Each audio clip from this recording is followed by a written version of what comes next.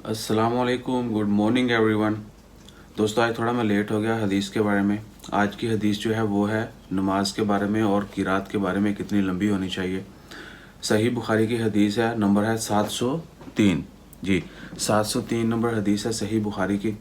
हज़रत अबू हुरैरा रज़ियल्लाहु तआला अन्हु से रवायत है कि रसूलुल्लाह सल्लल्लाहु अलैहि वसल्लम ने फरमाया, जब तुम में से कोई लोगों को नमाज पढ़ाए तो तखफीफ करे, क्योंकि जमात में ज़ईफ़ और बीमार और बूढ़े सभी ही होते हैं, लेकिन अकेला पढ़े तो जितना मर्ज़ी तूल दे सकता है।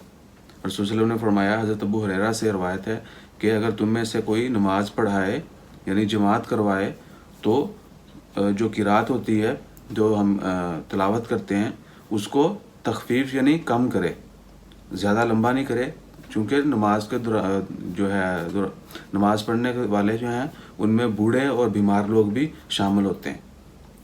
लेकिन जब अकेला पढ़े तो जितना तूल देना चाहे दे सकता है इंशाल्लाह। खैर आप लोगों ने ऑब्ज़र्व किया होगा बहुत सारी जगहों पर, इवन कि मैंने भी ऑब्ज़र्व किया कि किरात अक्सर जो है वो लंबी होती है।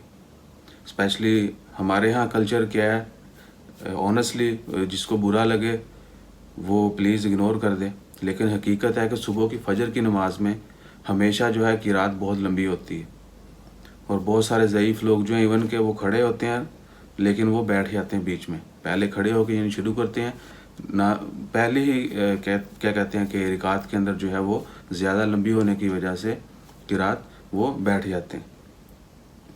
सो मैंने तो ये ऑब्ज़र्व किया अपनी लाइफ के दौरान ही, अभी तक ऐसे ही हो रहा है।